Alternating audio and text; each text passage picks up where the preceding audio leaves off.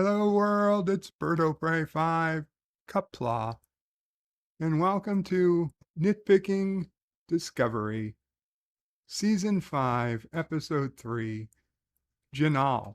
In the very first line of the episode, Michael Burnham, captain of the Starship Discovery, the one ship in the entire fleet that has instantaneous spore drive, instantaneous travel between any 2 points in space. And remember, early, even time and multiverse, according to the first season, but whatever. Any 2 points in space, instantaneous. So Michael Burnham says, we need to learn what we're getting into before we get to Trill. We need to learn what we're getting into before we get to Trill. But you have spore drive, Michael. You have all the time you need to learn anything you want. You don't have to go to Trill until you're ready to go. You're not on a clock.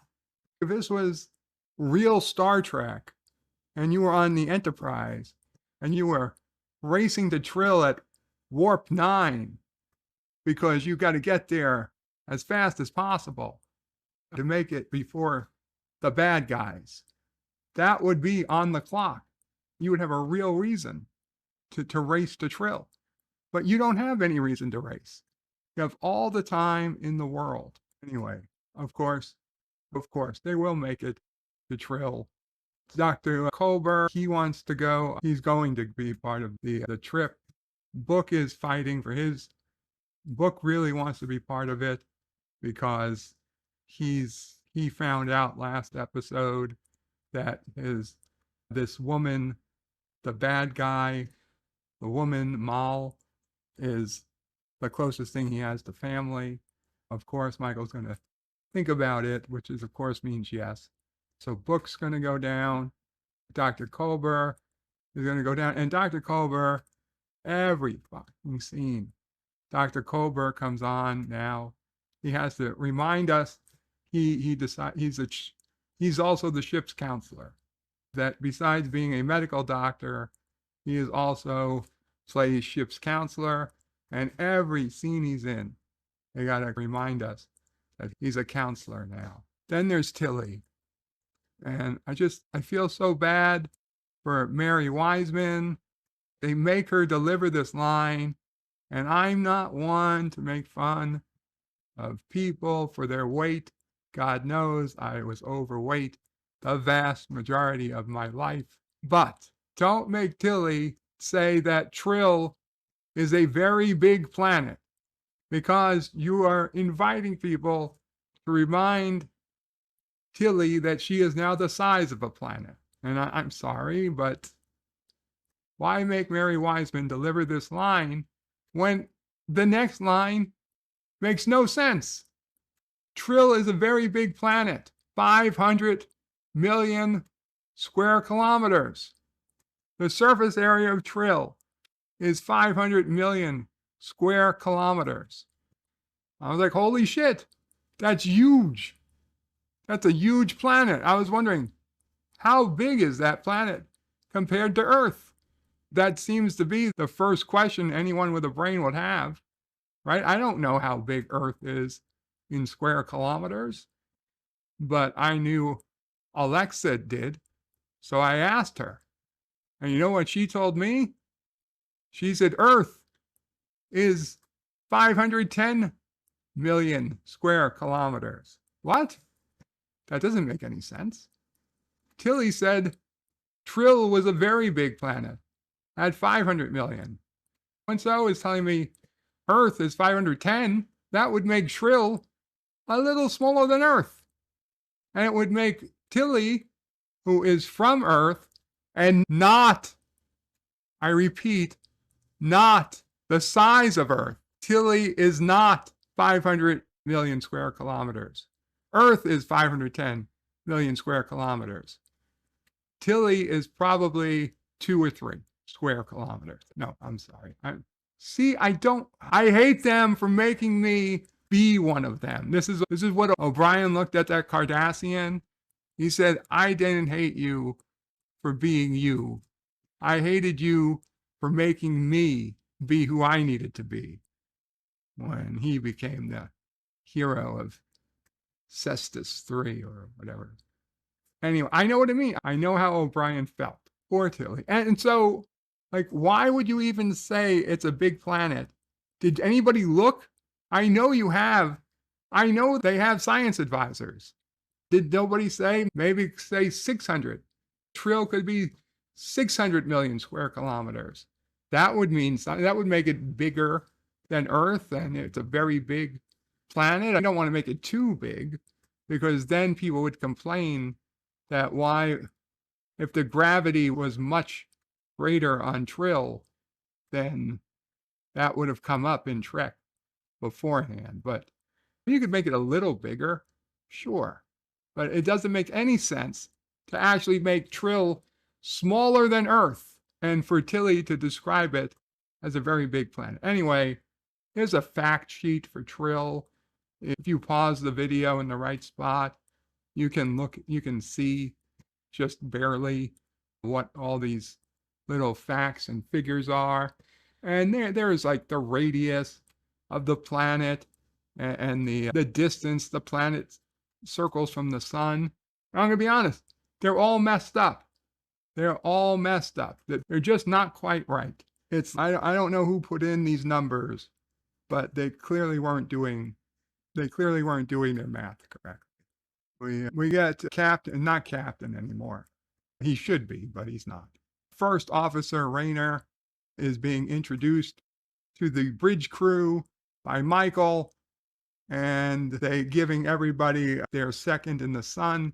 Everybody gets their name, and I'm sorry, but I've already forgotten all of their names. Again, and you could say that's on me. I'm a shitty fan, maybe. But I feel like if the show was good, I would want to remember all of their names. And I Strange New Worlds, I remember all their names. You can say half of their names were from the original series. It's true. The Orville, I remembered all their names within an episode or two, because they were people I wanted to know. Discovery's bridge crew is just so forgettable. So forgettable. And literally, like today, they just don't have them there. Like, why is Owo not there in this episode? Owo isn't there the entire episode. And they're like, oh, she'll be back. Where'd she go? Why isn't she there? Why can't you just pay fucking people to come? You're only doing 10 episodes. You're only doing 10 episodes a season. Why is Owo gone for 2 or 3 episodes? It doesn't make any sense. People aren't going to remember names if the people don't come back. Anyway, they go to Black Alert. They jump right to Trill. Just once all their conversations about needing to get everything they want to learn about Trill out of the way, they go.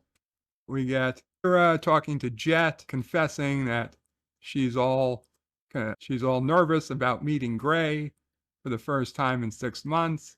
And the whole scene is just there so that Stamets can hear Jet do a line about a half-life. And of course, once Stamets hears the word half-life, he all of it's the secret he needs to solve his mystery of the week. So they're around Trill, and they're going to beam down. The away team is like, why would Adira even be part of the away team? Just because she's a Trill? Or I forget. Adira is a they, them, I believe. Is it because Adira is a Trill? That's why they get to go down? Like, I guess that makes sense. But Adira is not Trill. Adira isn't Trill. Adira is human. Remember, Adira is a human being that just happens to have a Trill symbiont. The Trill symbiont happens to be her old boyfriend. but he died. But then he wanted to live because he's the worst Trill ever. And so he convinced his girlfriend, who had the Trill symbiont with him in it, to give up the symbiont long enough for them to get his body or his mind out of the symbiont and put it into they took the body, the mind of Gray out of the symbiont from where it should have resided for the rest of its life and put it into a golem android body that will live and grow as an organic body, the same as it would have been had Gray kept living as a non-joined Trill. It doesn't make any sense. Gray shouldn't even be allowed on Trill. He should be banished from the planet. He's a mockery of what it was to be a joined Trill. But no, they brought Gray back to Trill for reasons unknown, and he is there allowed to pretend that he's a natural born Trill when he's just a android, a completely android but organic android, fake Trill. His 16-year-old boyfriend, okay, granted she's 18 by now, maybe it's been a couple of years, but his then 16-year-old girlfriend, who wasn't a she but a they, is visiting. So yeah, come on down. Anyway, before they let anybody beam down, though, Guardian Z says, nope, you cannot beam down. And they're like, Michael, you guys realize this is something pretty important here. We really need to beam down to Trill. And he's like, no, you can't pass go. You've got to answer the clue. You've got to answer the clue. And Michael's like, what's the clue? He's like, okay. And he's like, here's the question. What? I forget what it was, but it's basically, where did the fourth stanza send you? Where were you going to go before you realized you had to come here? And they realized, oh, they were going to go to Beta Z. They were going to go to Beta Z. And he's okay, good. He's so here's the deal. The Z, the Guardian Z, the entire Trill guardianship, they were all protecting. They all knew about this one Trill, Jinaal Bix, because that's what Michael Burnham wanted. They all wanted to talk to Jinaal because Zora, of all people, Zora's not a person, by the way. Zora is the Discovery's super futuristic, 100,000-year-old sphere data AI that knows everything before everyone else. I don't even know. When Star Trek Discovery first came on the air, AI wasn't a thing, really, yet. But now it's everywhere. So, holy shit. Did they get the AIs right? Maybe they did. Maybe that's the one thing Discovery did actually predict. So it's the rise of AI, because now AI is everywhere. But yeah, so now Zora, who seems to know everything because it's 100,000 years of sphere tech, Zora figured out that the spots on the piece of material Michael had, that they found out that, so Zora figured out that the spots match this one specific Trill named Bix, who lived at the same time the Romulan scientist who found the progenitor tech did. It was 800 years ago from the future, which, and the math on all this doesn't quite make 100% sense, but they're within a couple of decades, so that'll become an issue later. So let's panel that, and we'll come back around to that later. So yeah, so they need to talk to Jinaal Bix, even though Janal Vix is 800 years old. And even Adira, who apparently is the Trill specialist, even though she's a human, but she is joined. So whatever. They're like, it would be unusual. It would be unusual for even a Trill symbiont to be alive that long. But even then, they didn't know. They didn't know immediately if Janal was even on Trill or if Janal was still alive. But apparently, somehow they did know Janal was a joined Trill. So they were going to go check to see if the symbiont was still alive, where would it be? But of course, they get to Trill, and sure enough, the symbiont is still alive, which there was no reason it had to be. And it was on Trill, and it so happened to pass around to say, hey, if anybody ever comes looking for Janal, I'm not going to answer any questions unless they answer this clue for them first. So you ask them this question, and only if they give you the proper answer, which, by the way, is beta Z, then you come and get me. Then you come and get me. It's very lucky that things worked out the way they did. You solve the poem and the riddle, and you get to talk to me. You're here for the clue, and you're going to get some bad news. Who made up the away team? Like, why is Dr. Culber part of the away team? It's very convenient that when it turns out they need somebody on the away team who's an outsider, they have Dr. Culber. But did they forget that he's a mushroom? He's a mushroom man. He died. Dr. Culber died in season 1 or season 2. I don't know. He died. He died way back. And then they needed to bring the character back for reasons.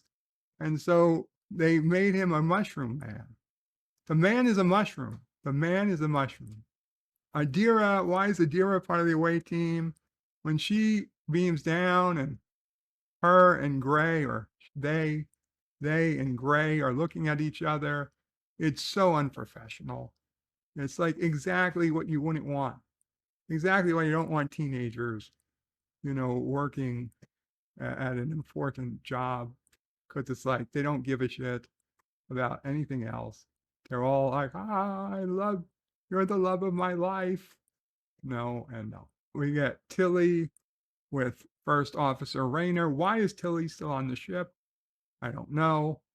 Rayner says he can walk and talk at the same time, but then orders Tilly to bring everyone to him.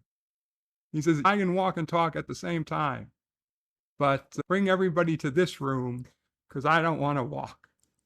I don't want to walk. I got shit to do. We got Michael, Booker, and Dr. Culber, who had to go undergo the Trill ceremony to become Janal, because of course the symbiont was in an old woman who was clearly not about to take a dangerous walk to the caves. So they needed the secret that Jinaal had was so secret. It didn't actually get shared. It didn't get shared with the other symbionts that came later. It's only the Janal. Only the Janal inside the Bix symbiont, the Bix, that's the name. They had a Dax symbiont. Like, let's make up a new symbiont name. We'll go with Dax. I said, okay, we can do Dix. So I said, no, you idiot, we can't do Dix. Dix sounds like something else. Oh, okay, we'll go Bix. That's what it is, Bix. So the Bix symbiont knows the secret, and only if Janal can come out of the Bix symbiont as a separate person, he know the answers to the clues, or where the next clue is going to take him. So Michael, Booker, and Culber / Janal are walking, and they're asking good questions. pretty much, and Janal has no good answers. And all of a sudden, an Itronach appears, or at least we hear it. What's an Itono? It's a really scary creature, loud, reminds me of those animals the Vulcan Forge has, but at least those are animals. Those are real animals. The Itronach, it turns out to be like a cloaking bug, a giant cloaking, fire-breathing bug, because of course.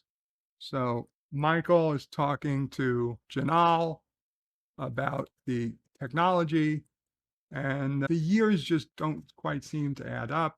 Is the year 3069. The Dominion War is 2374. Discovery went 930 years into the future, into 3180. The progenitors, TNG episode was 2369. And Michael's, why didn't you give the secret of the technology to the Federation?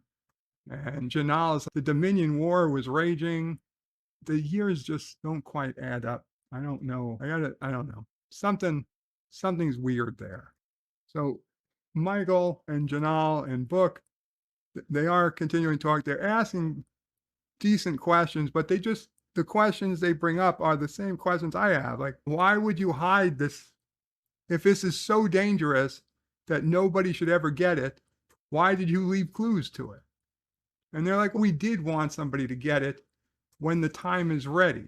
But Jin is an 800-year-old Trill. He doesn't know what's going on in the future.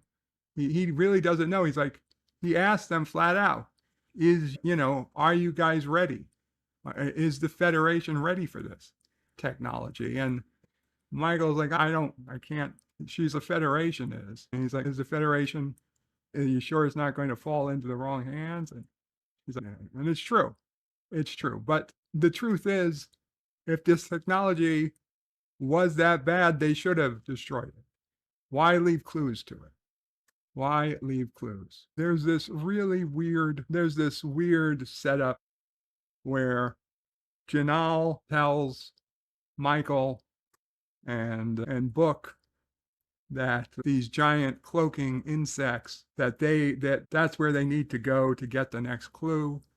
And there's a rock where Jinaal had engraved that there's a rock where Jinaal had engraved the symbol that they were seeing all along on this rock. And Michael sees and confirms, oh yeah, that's the symbol. That's what we need. And so Janal's like, yeah, that's where you need to go. Just go up to that symbol and I'm going to head back, but you guys go and then you catch up with me. And he's, oh, by the way, you better take out your phasers because those bugs, they're going to get angry. And so he leaves. And so they get their phasers, which their phasers are completely hidden. How did he even know they had phasers? How did Jinaal know they had phasers? Because they didn't show, they weren't wearing phasers. Okay, in the 800 years in the future, since Jinaal lived, he doesn't know. He doesn't know that phasers aren't worn on the side anymore. Why would he? How would he? How would he know? It makes no sense that he knows that they have phasers. By the way, they have Iron Man suits. They have full-on Iron Man suits, as we've seen multiple times this season. But of course, they won't use them this time, because why would you? Maybe the Iron Man suits, if these giant cloaking mosquitoes come at me, I'm going to put on my Iron Man suit and just kill them. But no, of course. And again, there is no way Jinaal would know that books people can naturally talk to animals. Books people can naturally talk to animals. He had no way of knowing that. Jinaal would have no way of knowing that. And yet, this entire episode is contrived. convened, contrived. This entire episode is contrived so that Book has to talk to the animals. He has to talk to this Itono to get them out of there. And then it turns out, oh, it's their eggs. Those aren't rocks. It's their eggs. Michael Burnham and Book are running around a hatchery. So it was only natural for them to want to protect their eggs. And once Michael Burnham and Book throw down their phasers that are completely invisible, like they literally make the phasers visible, then throw them on the floor, and then the bugs, seeing the phasers being thrown on the floor, decide it's okay, you can leave. We'll let you leave. How would these fucking bugs know they had phasers to begin with? The phasers were completely invisible. It makes no sense. Michael asked flat out, why didn't you give the secret to the Federation? Jinaal said the Dominion War was raging. They saw enemies in everyone. And that's where I go through the years of this. It just, I don't know. Back at Trill, Gray and Adira have that breakup talk that Jet Reno was predicting. And Gray didn't want to technically break up. He's like, oh, there's lots of relationships. Like Adira, oh, Adira, maybe you're into an open relationship, but good for Adira. Adira is like, oh shit, no.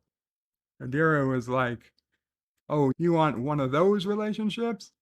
Adira's like, no, I guess we are breaking up. Then good for Adira. My God. Book and Michael, they go through this scene about, it's exactly from Lethal Weapon, the bathroom scene. Is it 1, 2, 3, go, or go on 3? 1, 2, 3, go, or go on. Exactly that scene plays out. Back on the Discovery, Captain, First Officer Rayner keeps having his 5-minute conversations with the crew and appears to be one of, if not the last one he has, is with Stamets. And Stamets comes in and he's all happy. And he's, yeah, we found something with the Romulan tricorder. And Stamets talks about the progenitor technology and how great it is and how it has the potential to do all these things.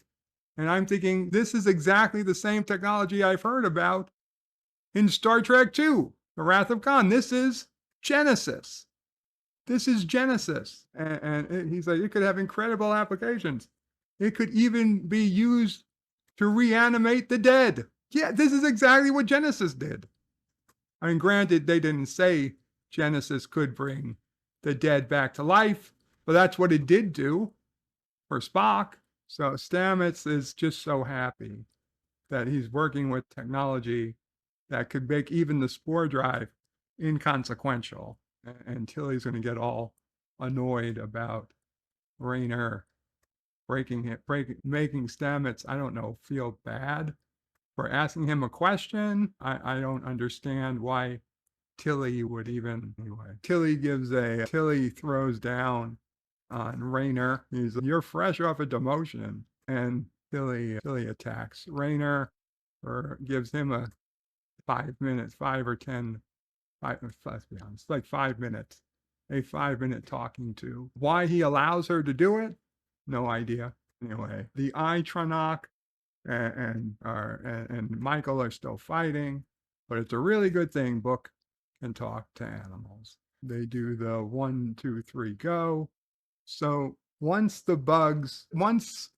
Michael and Book realize the bugs are just protecting their eggs, and they decide, you know what? It is okay to leave. We'll get this technology some other way. It's not worth it. So once they decide it's okay to leave, and the bugs let them leave, they find that Jinaal was waiting for them on the trail home.